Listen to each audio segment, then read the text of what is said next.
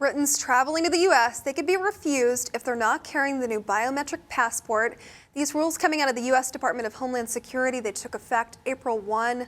All travelers, they have to have, even if they have their visa waiver program, they have to have the ePassport.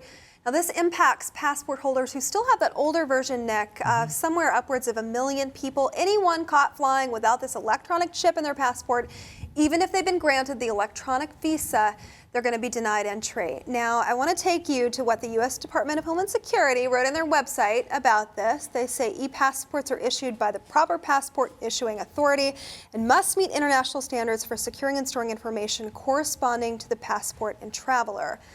Well, they should have put that in big, bold, red letters on their website and then sent out some sort of public notice to all Britons traveling to the U.S. because apparently nobody read that. Go figure. It's a little innocuous statement on their website. Show up and get turned?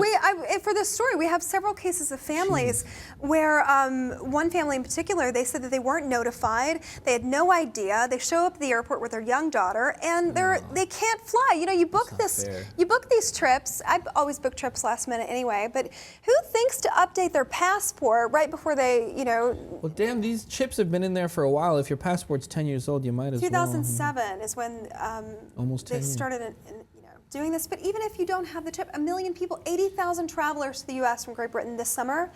And wouldn't that suck? Well, yeah, but you know what does suck? Having the whole passports in place anyways. You know, there are... Just implanted in your arm? Yeah, like there's already companies in Europe that do that put these little chips in your hand and so that you have access into the building, right? Instead of typing in a code or something, they actually put their chips in people. I think that would be a good idea. With passports, we don't need any more cornea scans or eye scans. The biometric database the FBI is assembling. My coworker here thinks that we should just go ahead and just switch to retinal scans entirely. Just screw the passport. It's inevitable. Come on. We're going to get there. I mean, that's unfortunate for me as somebody I really value my privacy. You know, the U.S., we've been doing this. I got a new passport a few years ago. It had the chip in it.